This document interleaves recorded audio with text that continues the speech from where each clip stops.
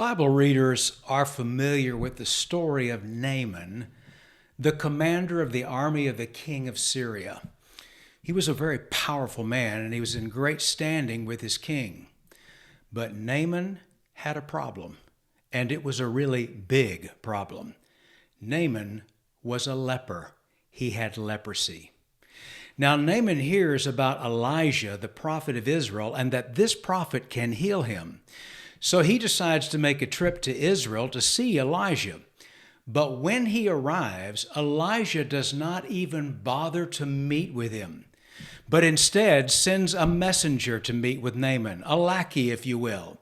And Elisha's messenger tells Naaman that if he wants to be healed, well, he needs to take a bath in the Jordan River. Well, needless to say, Naaman was extremely put off by this apparent affront to his greatness. He wants to know why Elijah did not come out himself, why Elijah did not come out and wave his hand over him or say some words of incantation, whatever, and he would be healed. And even more offensive, he was told that he would have to wash himself in the Jordan River, of all rivers. Well, Naaman was angry, and he decided, I'm going to go home. But one of his servants persuaded him to do what the prophet had instructed. He's saying to him, what can you lose? Just do what he says. So Naaman goes down to the Jordan River and dips himself 7 times in the river. He takes a bath, if you will. And when he comes out of the water, his flesh is restored like that of a child. The leprosy is gone. Naaman has been healed. And even more important than that, Naaman is now awakened to the power of Yahweh. There was no need for the prophet to speak words of incantations over him. There were no need to offer sacrifices. All Naaman had to do was simply obey what he had been told, to dip himself 7 times in the Jordan River, and he would be healed. And that is exactly what had happened. And Naaman now knows that Yahweh of Israel is the true God. Listen to what he said when he sees and discovers, I'm made whole. My skin is like that of a child. The leprosy is gone. This is what he said. Behold, I know that there is no God in all the earth but in Israel. But here's where our story takes a very different turn. Now, after he's healed, Naaman tries to offer Elijah gifts, but Elijah refuses. He doesn't want them. Notice what Naaman does next, rather what Naaman says to Elisha. This is very interesting. Remember, he has just declared that there is no God in all the earth, but in Israel. In other words, he has now shifted his loyalty, his allegiance to Yahweh. And then this is what he asked of Elisha. All right, but please allow me to load 2 of my mules with earth from this place, and I will take it back home with me. Did you catch that?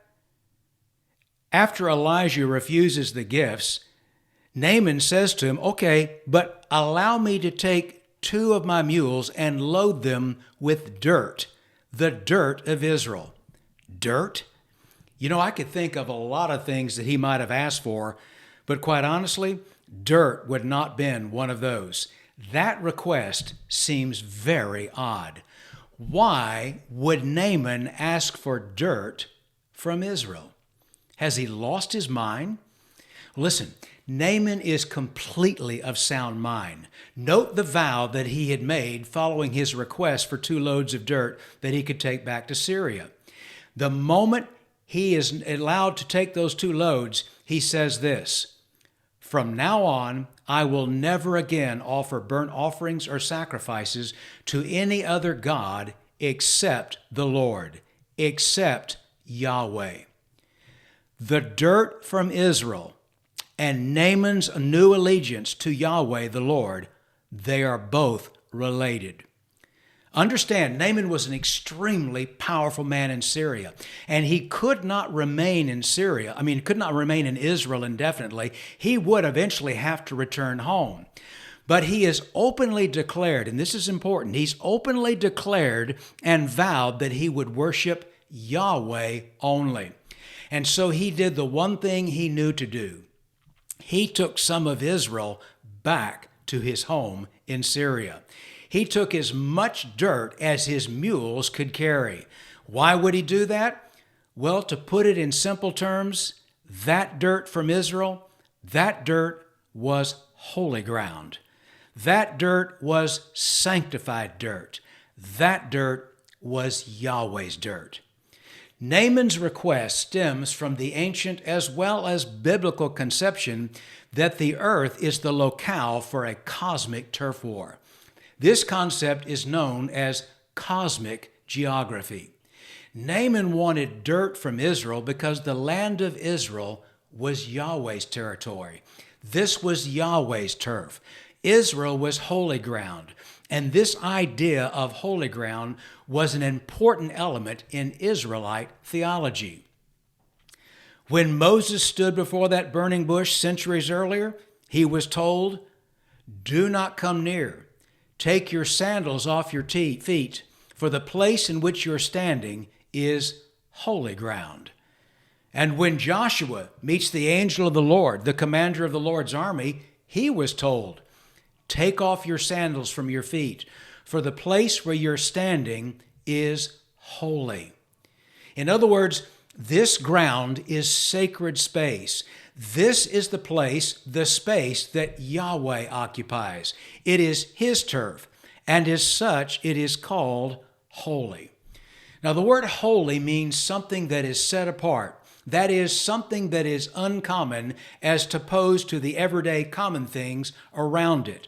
And this ground was very uncommon. It was very unique because it belonged to God. It belonged to Yahweh. And Naaman was taking 2 loads of Yahweh's dirt back to Israel so he could worship Yahweh. And he could do it on Yahweh's dirt, even though he would now be living in Syria in the domain of the god Ramon. But remember, Naaman does not worship the god Ramon anymore. He shifted his allegiance. He shifted his faithfulness to Yahweh. He is now loyal to Yahweh. And from now on, he will only sacrifice. He will only worship Yahweh. So what did he do?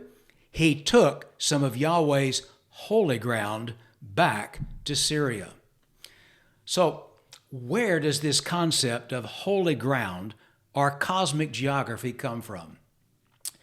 Well, it comes from Deuteronomy 32, when God divided up the nations at the Tower of Babel. You'll remember when all the people came together and they built this tower and they were building it toward the heavens to make a name for themselves. They were in essence abandoning Yahweh. They were saying, "We don't need you." And as a result, we discover in Deuteronomy 32 that these nations were disinherited from Yahweh and they were placed under the authority of members of Yahweh's divine council.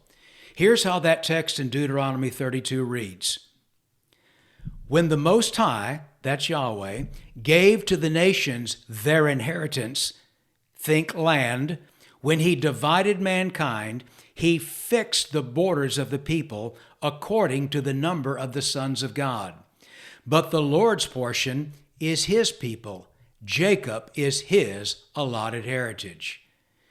Before Abraham, the father of the nation of Israel, was called, God had fixed the borders of the nations. In other words, at the Tower of Babel, at that time, God separates the people. They are formed into nations and boundaries are drawn, boundaries that form these various nations. And each one of these nations had a son of God assigned to them to look over them. What Yahweh had done, he had disinherited his people. And by fixing their borders, he established national boundary lines. He gave them their inheritance. He gave them their lands and drew lines, if you will, boundaries around that land. But God's inheritance was Jacob or Israel. In other words, the land that Israel would occupy. Now, You need to understand these national boundaries were very, very important to the ancients. Cosmic geography mattered. Where heaven and earth met mattered. You worshiped your God on his turf, within his national boundary lines. This belief, by the way, is why David, when he was on the run from King Saul, he had to hide in enemy territory. He had to hide in the land of the Philistines. This is what he said to Saul when he had one of those encounters where he could have taken Saul out, but he didn't. He says this to Saul: "If the Lord has incited you against me, then may he accept an offering. If, however, people have done it, may they be cursed before the Lord. They have driven me today from my share in the Lord's inheritance and have said, 'Go, serve other gods.'" What's David saying here? David was distressed because he had been driven out, or away, if you will, from sharing in the Lord's inheritance. He had been driven out of the land of Israel. That is Yahweh's inheritance. And in David's mind, being driven out of that inheritance, being driven out of that land, meant that he was now unable to worship Yahweh.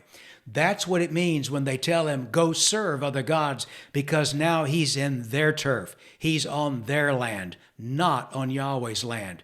He's living in lands that belong to other gods. This is cosmic geography. Now you're beginning to see why taking dirt from Israel back to Syria was so important to Naaman.